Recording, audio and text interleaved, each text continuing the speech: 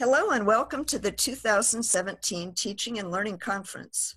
We're excited that you've joined us today to hear Jeff Meyerholtz and Lynn Olson's presentation about interpreting Turnitin reports. Their title is Plagiarism, Intentional versus Unintentional. Jeff Meyerholtz is the Associate Director of the Department of Academic Integrity, and Lynn Olson is the Lead Academic Integrity Administrator. These two experts will help you feel more confident in interpreting what you see in the students' Turnitin reports. Please welcome first, Jeff Meyerholtz. Thanks for that intro, Margie. What we're going to talk about is trying to figure out whether an assignment is intentionally or unintentionally plagiarized by a student. And that's important, really, because that determines what kind of consequences, what kind of actions we're going to take as an instructor, but also as an institution. So it really comes down to what are we looking for here? We're looking for intentional versus unintentional. If it's intentional, we probably want to report that and take some action against them, because that's a student who's intentionally trying to manipulate the system and earn a grade that they did not, in fact, earn. And the flip side of that is we have a lot of students who are struggling with APA, struggling with writing and communicating in the classroom. Those shouldn't be dealt with in the exact same way, because it's unintentional plagiarism. Those are the type of students that we want to help. We want to coach. We want to improve their writing so that they can be productive members of society when they move on and move on from Ashford, graduated, and enter the workforce in that capacity. So we need to understand, if we're going to look for intentional versus unintentional, we need to understand our student population a little bit better. So you have to sort of think to yourself, who are we dealing with? What's the typical Ashford student? And I say typical because, you know, it varies so much, but we're going to make some sort of generalizations to help give you some insights as to what that Ashford student looks like versus a more traditional student sitting in a dorm room right across the street from a class where they have to attend. So a typical Ashford student is really between the ages of 25 and 45. That's the meat of our population right there. And they may have been out of school for 10, 20 years. And so if you think about what they've experienced in their life during that time, that they have really had a whole lot of life experiences, whether it's starting a family, whether it's pursuing a different career, and now they're going back to either improve their career opportunities or to change a career pathway. And that's why they're coming back to Ashford. So they have a different mindset than that traditional college student that is maybe right out of high school, that's a traditional student who's sitting in that dorm room. Just they have to worry about completing that assignment by the next day, and that's all they have for a worry in their world. And that's a vastly different student. So let's go on and say, you know, we have 25% of our student population is actually affiliated with the military. That's an amazing number, an amazing opportunity for those students who get transitioned around from base to base. It's not only the active members, but their families and some veterans, obviously, as well, using that tuition benefits that they've gained through their service. That's a unique population. We have a large population that's actually in the South, and this is important when you think of the impact that the hurricanes had just recently through much of this area. That's impacting a large portion of our population. And socioeconomically, almost 70% of our students qualify for a Pell Grant. That's an amazing piece of information. When we look at all these life responsibilities that they're carrying around with them, whether they've started a family, whether they're in the military traveling around, whether they have one, maybe two jobs. I know from students I've had in my own classes, they've had multiple jobs just to afford the opportunities to attend Ashford. And now we're adding to it classroom responsibilities. They're trying to spin all these plates. That's what I think of when I think of all these responsibilities. It's sort of that circus routine where they're spinning the plates, trying to keep them all going. And if one collapses, if something happens in their life, it could cause a domino effect and cause all of them to fall down. And so what we want to try to do is prop them up a little bit and say, okay, I see you stumbled here. Let me help you in that capacity. That's why we want to try to determine whether it's intentional or unintentional, because if it's unintentional, let's help them. Let's let them have a mistake and fall forward rather than have huge consequences for it. If you think of the social media impact that the student has experienced over the last 10 years, they've learned to communicate in a very different way than people who have grown up prior to that time period or matured in that time period. They have, for the last 10 years, if they like something, they know that, okay, I'm going to grab it and I'm going to share it. I'm going to use that information. That's mine now because I liked it. That's not the way academics works, but in social media and in cyberspace, that's a lot of times what they've learned to, how they've learned to communicate. So we have to fight that behavior, that pattern that they've developed. We also have a lot of students that really struggle with their self-image. They have what oftentimes is called imposter syndrome. I don't belong here as a student. I've failed in everything else that I've tried in academics. I don't belong here as a student. Well, they do. They have that great ability. They just don't see it in themselves. And in this image, you can obviously see this cat has a wonderful image of themselves, but, excuse me, her student population is actually the exact opposite. They may have all the ability in the world, but they don't have the confidence to put forth that effort to show that to everyone. As soon as something bad happens, it reinforces that negative stereotype that they have for themselves, that negative image, and they think, well, that just proves that I'm not the student that should be here. And again, if we can help those students be successful, that's a life-changing moment for them. So I'm going to turn it over to Mr. Lynn Olson now, and he's going to talk about how do you look for this type of behavior, the intentional versus unintentional plagiarism in the classroom. And I'm going to give him control. Ole, you should have control of the mouse at this point in time. All right. Thanks, Jeff. Sorry for the darkness. I have every light on in this office, and I still seem to be dark. I'm not sure what's going on, but you don't want to look at my ugly face anyway. The resource tool that we use in our department and use as instructors is the turn-in report. Now, a lot of times your turn-in report, we have some large matches. Here's an example of a 90% match, 81% match to another student paper, and 8% match to submitted to Bridgepoint Education. Submitted to Bridgepoint Education can mean a lot of things. Most of our textbooks are not in the repository. They may show up as submitted to Bridgepoint. A lot of times the papers are found on different sites, websites. I hit the arrow, nothing happened.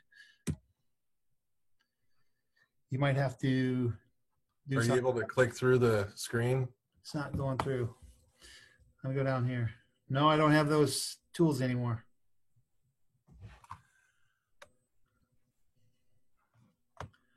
Well, what I'm trying to show you is, there we go, some similarity index. There's a 90%. There's the large match. And then, are you clicking? Because it's still not working for me. Okay, I'll click through for you. How about that? Okay. A lot of times you can find the papers online. A quick search shows that this chunk of information is found on the scribd.com website.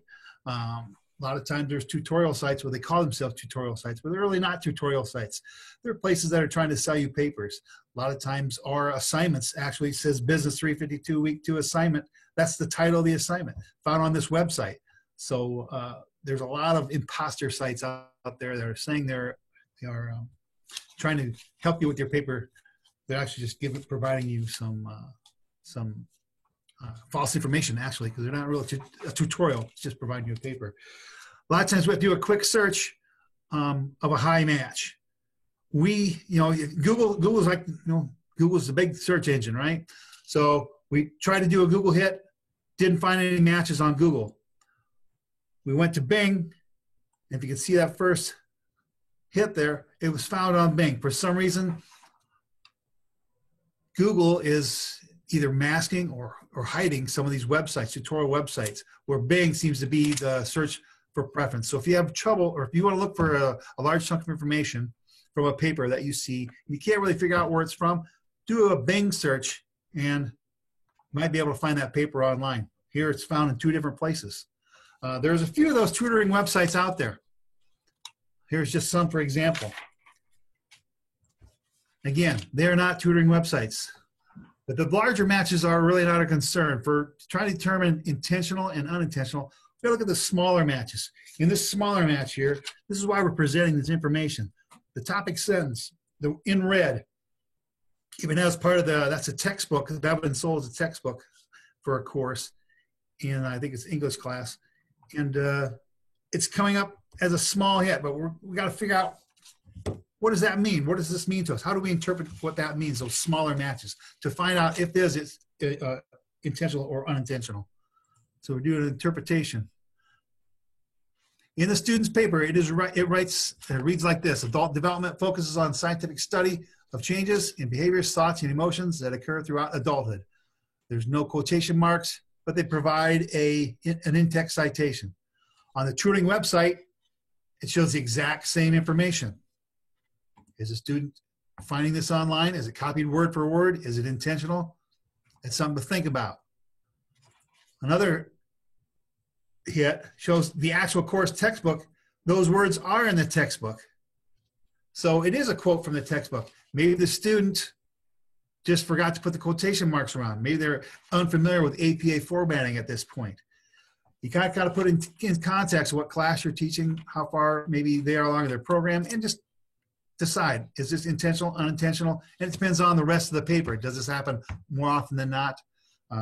So there's one way for interpretation. Our next interpretation, here is the course textbook, adult development within quotation marks and the in-text citation. In the student's paper, development focused on scientific studies of change in behaviors and thoughts that occur throughout life. Now, they just changed some of the words, actually kind of followed the pattern, so it's kind of poor paraphrasing at this point. Is that intentional, unintentional? It might or might not be. The next is in the student's paper. Grown-up improvement emphasizes the logical training of changes in actions, thoughts, and feelings that occur throughout maturity. Now, teaching that course, this wouldn't make sense to you as an instructor because the words, grown-up improvement, adult development, they're just changing some of the words.